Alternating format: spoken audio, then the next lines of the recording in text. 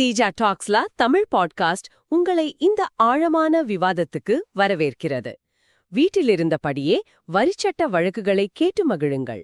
GST சட்ட அறிவை மேம்படுத்த சீஜா தமிழ் பாட்காஸ்டை தவறாமல் கேளுங்கள். எங்களுடன் இணைந்திருக்க தொடர்பு கொள்ள வேண்டிய எண் 9964886879. கால்கட்டா ஹைகோர்ட்ல நடந்த ஒரு ரொம்ப முக்கியமான ஜிஎஸ்டி கிளாசிபிகேஷன் டிஸ்பியூட் இது.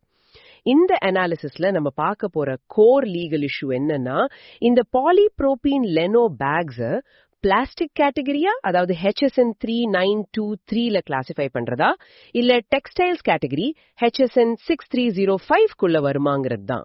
ஆமா, இதுல ஒரு பெரிய ட்விஸ்ட் இருக்கு. டாக்ஸ் பேயர் ஜிஎஸ்டிக்கு முன்னாடி இந்த பேக பிளாஸ்டிக்னு சொல்லி எக்ஸைஸ் டியூட்டி டிராபேக் எல்லாம் வாங்கிட்டாங்க. வெயிட், டிராபேக் வாங்கிட்டு இப்போ திடீர்னு ஜிஎஸ்டி ரேட் ஆர்பிட்ரேஜ்காக, அதாவது டெக்ஸ்டைல் கேட்டகரியில டாக்ஸ் ரேட் கம்மிங்கிறதால அந்த பேக யான் மாதிரி நெய்யும் ப்ராசஸ் இருக்குன்னு சொல்லி டெக்ஸ்டைல்னு மாத்தி கிளைம் பண்றாங்க. ஆமாவா? எக்ஸாக்ட்லி. ஒரு ப்ராடக்டோட நேச்சரை வெறும் டாக்ஸ் பெனிஃபிட்காக நமக்கு ஏத்த மாதிரி ஸ்விட்ச் பண்ண முடியுமாங்கிறது தான் கேள்வி. ஐ மீன், டாக்ஸ் பேயர் தரப்பு ஆர்குமெண்ட்டை நம்ம அப்படியே டிஸ்கார்ட் பண்ண முடியாது. Honestly, I kind of agree with the taxpayer here. ஒரு பிளாஸ்டிக் ஸ்ட்ரிப் எடுத்து யான் மாதிரி நெத்தாலும் அது டெக்னிக்கலா டெக்ஸ்டைல் ப்ராசஸ் தானே. Just because source material plastic கிரானியூல்ஸா இருக்குங்கிறதுக்காக அது ஏன் டெக்ஸ்டைல்னு சொல்லக்கூடாது? அது பாயிண்ட் தான். அவங்க என்ன சொல்றாங்கன்னா, இந்த பேகை உருவாக்க 90% பிளாஸ்டிக் கிரானியூல்ஸை மெல்ட் பண்ணி அதை த்ரெட்ஸ் மாதிரி ஸ்ட்ரெச் பண்ணி ஒரு தறியில, அதாவது லூம்ல வச்சு துணி மாதிரி நெய்றாங்க. ஓ, சோ வீவிங் ப்ராசஸ் இருக்கும்போது இது எப்படி டெக்ஸ்டைல் இல்லாம போகுங்கிறது தான் அவங்க லாஜிக். ஆமா, ஆனா இங்க தான் லாவோட டெக்னிக்கல் ரூல்ஸ் உள்ள வருது.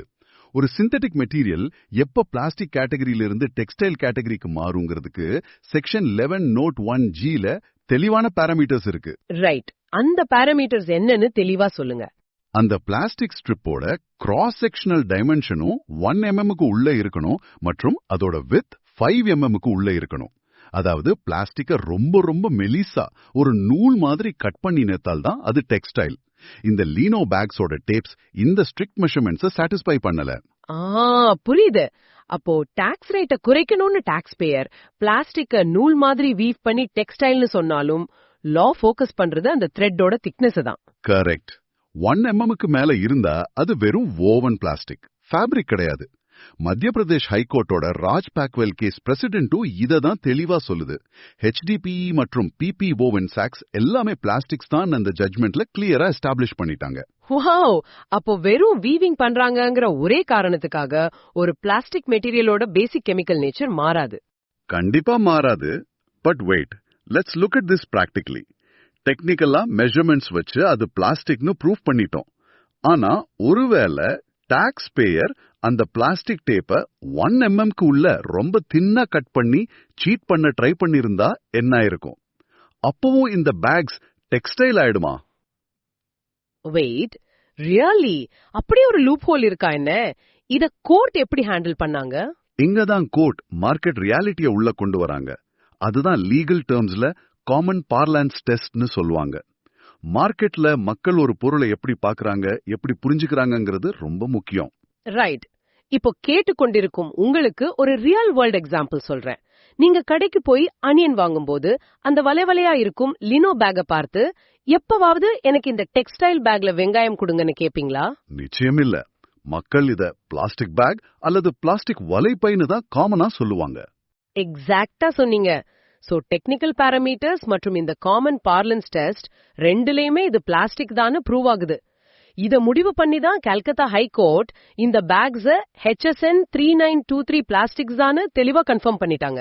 ஆமா, இது உண்மையிலேயே டாக்ஸ் பிராக்டிஸ் பண்ற உங்களுக்கு ஒரு பெரிய லெசன். மேனுஃபேக்சரிங் டெக்னாலஜி வளர வளர ரா மெட்டீரியல்ஸோட பவுண்டரிஸ் பிளர் ஆகிக்கிட்டே தான் இருக்கும். கண்டிப்பா.